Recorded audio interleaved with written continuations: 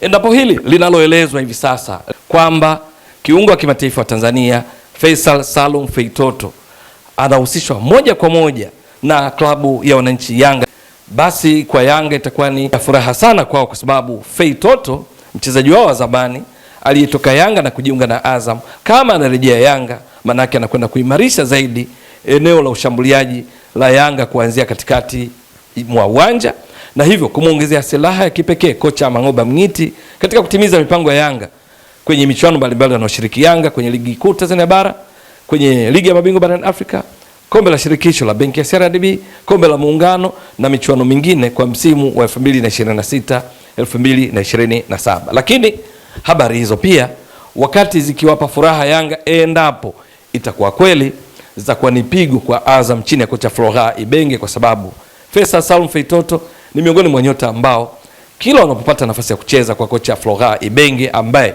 amekuwa akimtumainia kwenye kiungo cha ushambuliaji na kuleta madhara makubwa kwa wapinzani, litakuwa ni pigo, itakuwa ni kilio, na hivyo kuwafanya wafanyia ziada kupata mbadala wake. Hata hivyo, Yanga kupitia idara ya habari na mawasiliano kwa umma wamekanusha taarifa hizo, wakisisitiza kwamba ni uzushi, kwa sababu wao usajili wao wa ndani tayari wameshakamilisha na kwamba hawajafanya mazungumzo na Feitoto wala Azam kwa ajili ya kumsajili mchezaji huyo.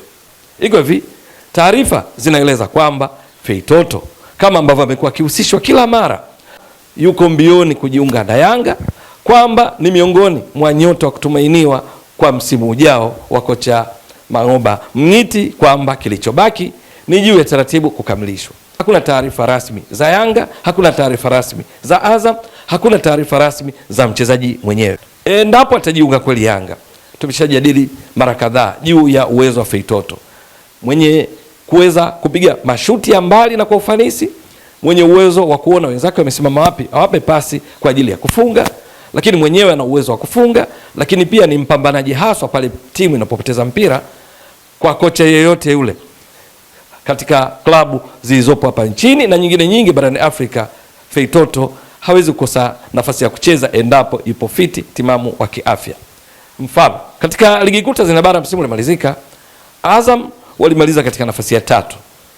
Mabingwa wakiwa ni Yanga tunafahamu, Simba walishika nafasi ya 2, Azam wakishika nafasi ya 3. Azam wakiwa na sifa ya kuwa timu ya 3 kwa ukuta imara ikiruhusu mabao 12. Simba ndio walikuwa wa pili kwa ukuta imara wakiruhusu mabao 11, Yanga wakiwa vinara kwa ukuta imara wakiruhusu mabao 9. Lakini Azam wakiwa timu ya 3 kwa kufunga mabao mengi baada ya Yanga iliyofunga mabao 71 mabingwa, Simba wakishika nafasi ya pili kwa kufunga mabao 54, Azam mabao 46. Katika maeneo yote hayo, Faisal Salum Feitoto unamkuta akiwa na mchango mkubwa kwa timu yake ya Azam. Kwenye mfumo wa kocha Florent Ibenge ndani ya Azam, muda mwingi chezao ilikuwa baada ya golikipa kuna kuwa na walinzi 4, viungo wawili ukabaji, viungo 3 ushambuliaji, mshambuliaji kinara mmoja pale juu. Katika wale 3 ushambuliaji, yeye alikuwa akicheza kutokea eneo la kati ambalo lilikuwa linamfanya wanaposhambulia yeye anakuwa nyuma mshambuliaji kinara, wanapozuia anakwenda kuungana na viungo wao wawili ukabaji, kwa maana akina Himidi Mao, James Akaminko ama Himidi Mao anakutana pia na Yahya Zaidi ama yeyote kati ya wale wawili wanaopangwa eneo la kati kama viungo ukabaji, akiwemo Kanuti. Alifanya vizuri sana. Matokeo yake katika mechi 30 za Azam, yeye alicheza mechi 28. Tumeshazungumza mara kadhaa. Akapiga mashuti 46, 24 amelenga shaba, akafunga mabao 15, akiwa top scorer ndani ya Azam katika ligi kuu. Lakini pia akatoa assist 9, akiwa ndiye top assist provider, mtoaji assist nyingi, pasi za mabao kwa wenzake ndani ya Azam katika ligi kuu. Kwa ujumla wake akachangia mabao 24 ambao ni mchango mkubwa kwa mchezaji mmoja kwa ujumla wa mabao na assist katika ligi kuu Tanzania bara msimu uliomalizika 2025-26.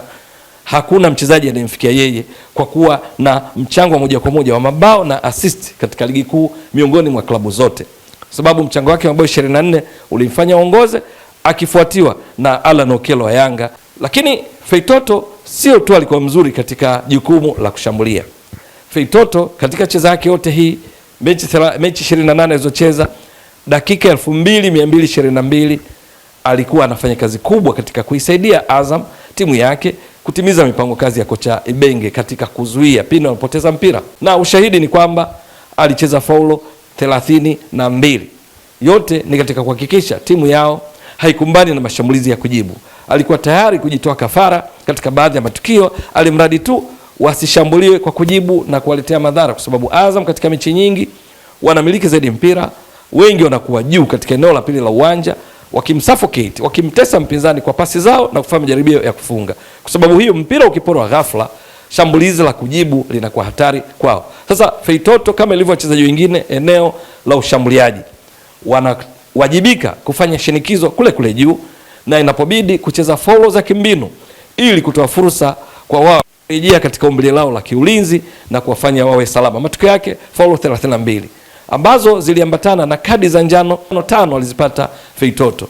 Hiyo itoshi, akapata kadi nyekundu moja katika mechi ya sare ya 2-2 dhidi ya Pamba Jiji pale kwenye uwanja CCM Kirumba jijini Mwanza. Lakini mbali na hayo, Feitoto akawa ni miongoni mwa wachezaji wa kuvutia sana katika mechi za Azam, kiasi ya kwamba mchango wake kwa timu ukamwezesha kuwa mchezaji wa pili kutoa tuzo nyingi za mchezaji bora katika mechi. Namba 1 alikuwa mwamba wa Lusaka Clatous Chota Chama baada ya kutoka Singida Black Stars kujiunga na Simba. Mechi mbalimbali aliongoza kwa kutoa tuzo za mchezaji bora wa mechi akizitoa mara 7. Lakini wanaoshika nafasi ya pili kwa tuzo nyingi za mchezaji bora ni yeye Feitoto pamoja na Alan Okello wa Yanga wakitoa mara 6. Sasa Feitoto kwa sifa hizi apatikane miongoni mwa wachezaji wa kocha Mangoba Mngiti, manake Yanga inakwenda kuwa tishio zaidi. Mangoba Mngiti mifumo yake wakati mwingine upenda kupanga baada ya golikipa anakuwa na walinzi 4, viungo 3, washambuliaji 3 wanaojipanga kwa 1-2, kwa maana ya 4-3-1-2. Sasa Feitoto katika mfumo huo anaweza kucheza nyuma washambuliaji 2 ambao kwa Yanga wanaweza kapanga, kwa mfano pale mbele washambuliaji waliowasajili hivi karibuni kiwamo Laurindo Depo limsajili wakati dirisha dogo, anaweza kuwa miongoni mwa 2.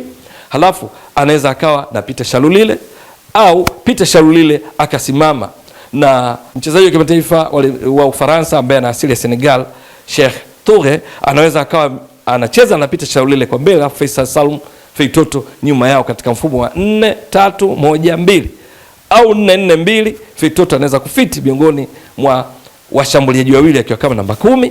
Feitoto anaweza pia kucheza kama double pivot, amethibitisha hivyo tangu akiwa Yanga, tangu hata Azam mara kadhaa amekuwa akifanya hivyo, ananyumbulika katika eneo la kati. Lakini kwenye mfumo wa Mangoba Mngiti pia wa viungo ile ukabaji 3 mshambuliaji kinara mmoja, manake Feitoto anafiti moja kwa moja kama alivyofanya Azam, akiwa miongoni mwa viungo 3 washambuliaji nyuma ya mshambuliaji kinara, halafu mbele anasimama Peter Shalulile au Cheikh Toure au Clement Mzize Walid au Laurindo Depo, na kuifanya Yanga iwe imara sana, kwa sababu anaongeza uwezo wa wachezaji wanaofanya majaribio ya kufunga na kupiga mashuti kwa usahihi ya kulenga shabaha. Lakini kumbuka, Yanga ina Pacome, Yanga ina Alan Okello, Yanga ina Maxim Pienzengeli, Yanga ina Mudathia Abbas, Yanga ina Zuka Abuya. Hao wote baadhi tu nimewataja kati ya wengi walionao Yanga, maana yake itakuwa tishio zaidi Yanga itakayokuwa na Feitoto. Ligi kuu Tanzania bara watakuwa na nasibu ya kuweza kutetea taji hilo, kurejesha kombe la shirikisho la benki CRDB walilopoteza kwa wateneza wa jadi Simba malizika, lakini kufika mbali zaidi kwenye michuano ya ligi ya mabingwa barani Afrika. Je, tetesi hizi sasa zitakuwa za kweli? Maana story kuhusu Feitoto kuhusishwa na Yanga, Simba na klabu nyingine zimekuwa karibu kila siku. Na hii je, itakuwa vipi? Ni swala la kusubiri na kuona. Hii mtazamaji wa Mbwaduke Stats Sport Next Level, endelea kuunga mkono channel hii kwa kuhakikisha una subscribe, una share, una like na kucomment. Mwasilishaji wako ni mimi Ramadhani Mbwaduke almaarufu kama Mzee wa Data. Shukrani jazilan. Bye bye.